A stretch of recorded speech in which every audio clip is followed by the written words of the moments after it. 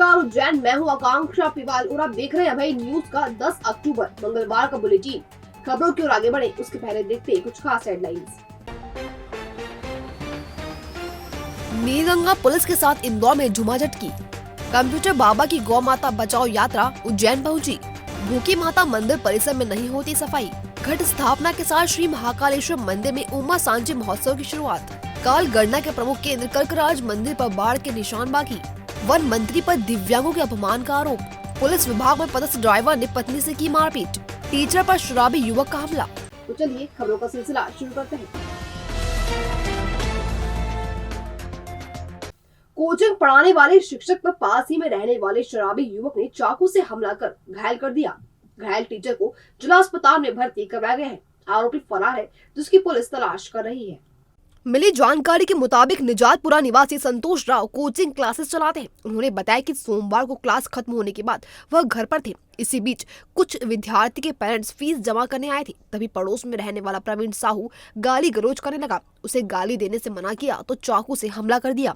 संतोष का कहना है कि प्रवीण साहू शराब पीने का आदी है और आए दिन कोचिंग आने वाली लड़कियों के साथ अश्लील हरकतें करता है। फिलहाल घायल जिला अस्पताल में भर्ती है। कोतवाली थाना पुलिस प्रकरण दर्ज कर आरोपी की तलाश कर रही है। मेरा निज निवास निजातपुरा चरक भवन के पीछे है। मैं एक शिक्षक हूँ, कोचिंग्स पढ़ाता हूँ। कोचिंग से फ्री हुआ मैं घर पर था तो पेरेंट्स आए बच्चों की फ़ीस देने। तो मैं फ़ीस लेने नीचे गया तो प्रवीण साहू नाम का लड़का है जो कई प्रकार के नशे करता है, वो गाली बक रहा था, अपशब्द बोल रहा था। तो मैंने बोला भैया क्यों बक रहा है गाली? तो वो मुझे ऊपर से ना पत्थर मारे उसने और बर्तन फेंक के मारे। और फिर जब मैं घर की तरफ आने लगा अपने तो पीछे से आया और मुझे चाकू मार दिया उसने 7 जगह। कितने चाकू मारे आपको? मुझे 7 चाकू मारे। कहाँ पर हुआ, कौन सी जगह पे हुआ? मेरे घर पर ही आके किया उसने, मेरे घर की सीढ़ियों पर। दरअसल 13 जून की रात हरी फाटक रोड स्थित high rise building Shivansh Elegance के ए ब्लॉक में रहने वाले बैंक मैनेजर मोहित राजपूत की पत्नी शिल्पा राजपूत ने 6ठे फ्लोर से छलांग लगा दी थी। इस मामले में नीलगंगा पुलिस मृतका के पति मोहित को लेने इंदौर के बाणगंगा क्षेत्र स्थित प्रीमियम पार्क कॉलोनी गई थी। जानकारी के अनुसार मृतका के पति ने हाई कोर्ट से पहले ही जमानत करा ली है, लेकिन पुलिस के पहुंचने पर परिवार ने झूमाझटकी की। इसके बाद नीलगंगा थाना पुलिस ने बाणगंगा थाने में अमित राजपूत, महेश राजपूत, अनिता राजपूत, शिखा राजपूत सहित एक अन्य पर केस दर्ज करवाया। इधर कंप्यूटर बाबा ने मीडिया से भी चर्चा की। पिछले दिनों अखिल भारतीय अखाड़ा परिषद के अध्यक्ष रविंद्र पुरी जी महाराज द्वारा बातों बातों में चुनाव में बीजेपी का समर्थन करने के सवाल पर कंप्यूटर बाबा ने कहा कि अखाड़ा परिषद के अध्यक्ष अपनी गरिमा का ध्यान रखे, किसी पार्टी के प्रवक्ता ना बने। मैं ये कहना चाहता हूँ कि जो अखाड़ा परिषद के अध्यक्ष महोदय हैं उनको अपनी गरिमा का ध्यान नहीं है कि वो हैं क्या। अपने आप को अपनी गरिमा का ध्यान रखें और शब्दों का किसी पार्टी के प्रवक्ता ना बने। आप जिस पद पे हैं उसकी गरिमा का ध्यान रखें और भी संतों का ध्यान रखें। उन्होंने मध्य प्रदेश सरकार पर भी हमला बोला और कहा कि शिवराज सरकार सनातन विरोधी है, जिसके कारण आज मध्य प्रदेश की सड़कों पर गौ माता तड़प तड़प कर मर रही है। कि शिवराज सरकार सनातन विरोधी है, इसलिए विरोधी है कि जब गौ माता तड़पती हुई और मरने को मजबूर है मध्य प्रदेश की सड़कों में, तो कहाँ है उनकी सनातनी? और जिसके लिए इसका मतलब है कि आप जो हैं अध्यक्ष महोदय, आप खुद ही जो है गौ माताओं को मरने के लिए मजबूर कर रहे हैं और ये सब जो है और वाहवाही दे रहे हैं उस सरकार को जो गौ माता को, सनातन धर्म को ढकोसलापन बता रहे हैं। पक्ष में किए गए महाकाल लोक के द्वितीय फेज के लोकार्पण शिप्रा शुद्धिकरण पर भी बीजेपी सरकार को घेरा। गौ माता बचाओ यात्रा 26 सितंबर से चित्रकूट से निकली हुई है और सैकड़ों संत इस यात्रा में शामिल हुए हैं। लगभग 70-75 विधानसभाओं कवर करते हुए और लगभग 30 से 35 जिला कवर करते हुए आज यहाँ पहुँची है महाकाल बाबा के दरबार में उज्जैन में। कल जो है 11 तारीख है, कल दोपहर 1 बजे समापन की बेला होगी। सैकड़ों संतों के साथ फिर हजारों संत भी उपस्थित हो रहे हैं। सभी मिलकर के कल समापन करेंगे। उद्देश्य हमारा ये है कि गौ माता तड़प तड़प के मध्य प्रदेश की सड़कों में मरने को मजबूर है, इसलिए पूरा संत समाज जो है आज सड़कों पर उतरा हुआ है और जनता के सामने, जनता की अदालत में अपनी बात को रख रहे हैं कि शिवराज सरकार ने डब्बा डब्बी की योजना निकाल दी, जूता चप्पल की योजना निकाल दी, छाते की योजना निकाल दी, परंतु गौ माता की योजना नहीं निकली है। इसलिए संत समाज मजबूर होकर के और आज गौ माता बचाओ यात्रा में निकले हुए हैं। पुलिस विभाग में पदस्थ ड्राइवर ने अपनी पत्नी को जमकर पीटा। घायल हालत में महिला माधोनगर थाने पहुंची और पति के खिलाफ शिकायत की। फिलहाल वह जिला अस्पताल में भर्ती है। मिली जानकारी के मुताबिक पुलिस लाइन में रहने वाला मनोहर सिंह तंवर पुलिस विभाग में ड्राइवर के पद पर पदस्थ है। उनकी पत्नी रीना तंवर का आरोप है कि पति मनोहर सिंह का किसी महिला से अफेयर है, जिसके चलते वह आए दिन देवास जाते हैं और विरोध करने पर मारपीट भी करते हैं। रविवार को पति देवास गए थे। लौटने पर पूछा कि कहां गए थे तो वह गुस्सा हो गई और जमकर मारपीट की। मामले में माधोनगर पुलिस ने प्रकरण दर्ज कर रीना तंवर के बयान लिए, जिसके आधार पर आगामी कार्रवाई की जाएगी। और वो आए और जैसे आए उसने मेरे साथ मारपीट चालू कर क्या दी। नाम है हस्बैंड आपका? मनोहर सिंह तंवर, क्या काम करते हैं? वो ड्राइवर है पुलिस में, ड्राइवरी लाइन में है, हेड साहब है। इसके पहले भी आपने कंप्लेन करी तो? हाँ करी है मैंने देवास में भी कंप्लेन करी है, इंदौर में भी करी और अभी यहाँ पे भी ये महिला थाने में भी कंप्लेन करी थी, लेकिन मेरी कोई सुनवाई नहीं हुई।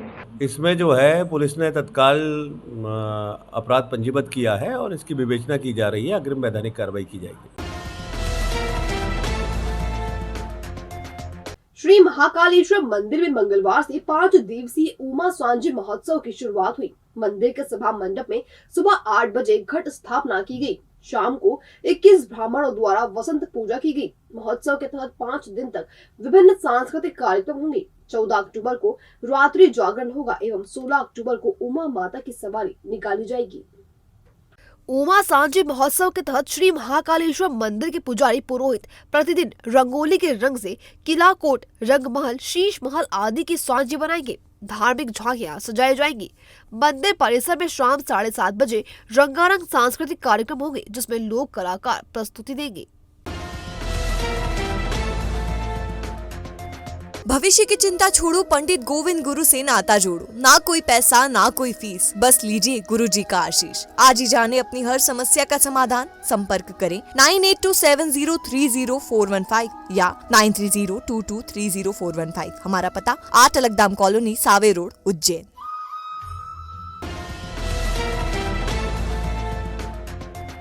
शिप्रा में आई बाढ़ तो काफी दिनों पहले उतर चुकी है, लेकिन उसके निशान काल गणना के प्रमुख केंद्र कर्कराज मंदिर पर अब भी देखे जा सकते हैं। पानी उतरने पर शिप्रा की घाटों की सफाई तो कर दी गई, लेकिन जिम्मेदार इस मंदिर को भूल गए। वर्तमान में मंदिर के आसपास काफी गाद जमा है, जिसके चलते श्रद्धालु यहाँ पहुँच नहीं पा रहे हैं। ज्योतिष विद्या के प्राचीनतम सूर्य सिद्धांत में भी काल गणना के लिए उज्जैन के महत्व को प्रतिपादित किया गया है। भूखी माता मंदिर घाट के सामने स्थित कर्कराज मंदिर काल गणना का प्रमुख केंद्र रहा है। सम्राट विक्रमादित्य के नवरत्नों में से एक गणितज्ञ आचार्य वराहमिहिर ने भी इस स्थान को काल गणना के प्रमुख केंद्र के रूप में चुना था और यहाँ अपनी वेधशाला स्थापित की थी। लेकिन आज काल गणना का यह केंद्र अपने अस्तित्व पर मंडरा रहे खतरे से जूझ रहा है। शहर में धर्म, संस्कृति व काल गणना के नए नए केंद्र स्थापित करने वाले जिम्मेदार प्राचीन धरोहर की ओर ध्यान नहीं दे रहे हैं। इसी का परिणाम है कि यहाँ गाद और कचरा अब तक नहीं हट सका है। मां शक्ति की भक्ति का पर्व नवरात्रि 15 अक्टूबर से शुरू हो रहा है, लेकिन अति प्राचीन भूखी माता मंदिर में समस्याओं का अंबार लगा हुआ है, जिसके चलते भक्त भी आने में कतराते हैं। मंदिर के पुजारी विकास चौहान ने बताया कि राम घाट से महज 500 मीटर की दूरी पर भूखी माता का अति प्राचीन मंदिर है। यहाँ मंदिर परिसर में लाइट नहीं होने से अंधेरा रहता है। इसके अलावा पहुंच मार्ग पर बिजली के खंभों पर 1 साल से लाइट नहीं है। रोज सफाई भी नहीं होती। असामाजिक तत्व घाट पर बैठकर शराब पीते हैं। कई बार यहाँ वारदातें भी हो चुकी है। इस संबंध में महापौर और नगर निगम अधिकारियों को शिकायत भी की, लेकिन किसी ने ध्यान नहीं दिया। चूँकि नवरात्रि पर्व नजदीक है, बड़ी संख्या में दर्शनार्थी आएंगे, इसलिए शीघ्र समस्याओं का निराकरण किया जाए। मांग करते हैं आपसे? हाँ, ये कार्य किया जाए हमारा साफ़ सफाई व्यवस्था का। जो हाल वगैरह 3 शेड में जो अभी बाढ़ आई हुई थी, इसके अंदर जो कचरा फंसा हुआ है अभी तक निकाला नहीं गया इसके अंदर से, उसकी भी सूचना दे दी हमने। नगर निगम में एक बार आए भी थे फाइटर लेकर धोने के लिए, बाकी कुछ थोड़ा सा करके चले गए, बोले कल आएंगे, उसके बाद में आए नहीं है वो। और लाइट का विशेष है। इसमें क्या है कि वारदात होती रहती है, यहाँ पर 10-12 वारदात हो चुकी है। अब आगे नहीं चाहे कि माता जी के दरबार में आने वाले श्रद्धालु जो हैं उनको किसी प्रकार की समस्या हो। मध्य प्रदेश के वन मंत्री विजय शाह द्वारा खंडवा में दिव्यांगों का अपमान करने वाले वीडियो वायरल होने के बाद मंगलवार दोपहर उज्जैन जिले के दिव्यांगों के एक प्रतिनिधि मंडल ने एसपी कार्यालय पहुंचकर ज्ञापन सौंपा और कार्रवाई की मांग की। अब मैं मिलूंगा सिर्फ भूतों से और लंगड़े लूलों से, अपंगों से, विकलांगों से, दिव्यांगों से। दरअसल विधायक ग्रीन सिटी निवासी रोहित बैरागी ने एसपी के नाम सौंपे ज्ञापन में बताया कि 8 अक्टूबर को खंडवा में एक कार्यक्रम के दौरान वन मंत्री विजय शाह ने दिव्यांगों के लिए लंगड़ा लूला शब्द का इस्तेमाल किया था, इसलिए उन पर प्रकरण दर्ज कर गिरफ्तार किया जाए। इसके खिलाफ हम समस्त उज्जैन के दिव्यांग लोग और पूरा मध्य प्रदेश के दिव्यांग लोग हम सब आक्रोशित है और हम उनके खिलाफ एसपी साहब से यही मांग करते हैं कि आप एफआईआर करें 2016 अधिनियम के अंतर्गत और उनकी गिरफ्तारी करें। और अब खबरें दे दनादन। लोगों में सुरक्षित एवं सही खान पान की प्रवृत्ति विकसित करने और मिलावट के प्रति जागरूकता लाने के लिए भारतीय खाद्य संरक्षण एवं मानव प्राधिकरण नई दिल्ली द्वारा देश में ईट राइट चैलेंज स्पर्धा का 3रा चरण आयोजित किया जा रहा है। इसमें उज्जैन में हिस्सा ले रहा है। इसके चलते करीब 80 स्ट्रीट फूड वेंडर्स को खाद्य सुरक्षा का प्रशिक्षण दिया गया। आचार संहिता के चलते पुलिस ने एडवाइजरी जारी की है। इसमें बताया कि कोई भी व्यक्ति किसी भी प्रकार से संचार साधना पर किसी धर्म, दल, जाति, संप्रदाय, संस्था, व्यक्ति विरोधी एवं आम जन की भावना भड़काने एवं कानूनी व्यवस्था के विपरीत स्थिति निर्मित करने वाले आपत्तिजनक मैसेज, चित्र, कमेंट, बैनर, पोस्टर आदि अपलोड नहीं करेगा। फ्रीगंज स्थित गोल्ड मोबाइल शॉप पर मंगलवार दोपहर जीएसटी विभाग ने कार्रवाई की। 6 सदस्यीय टीम ने यहां कई फाइलें खंगाली और व्यापार से संबंधित कागजात चेक किए। देर शाम तक चली कार्रवाई में विभाग ने क्या कुछ जब्त किया, इसकी जानकारी फिलहाल नहीं मिल पाई है। हालांकि मामला जीएसटी चोरी से जुड़ा होना बताया जा रहा है।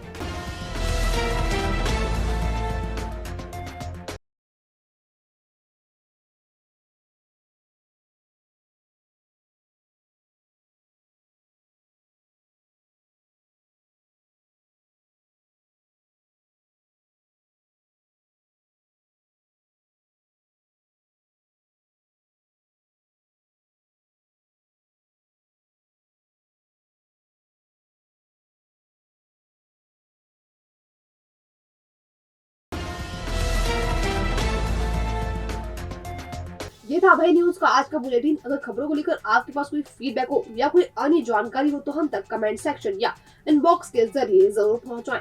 फिर मुलाकात होगी नए बुलेटिन के साथ, तब तक के लिए नमस्कार।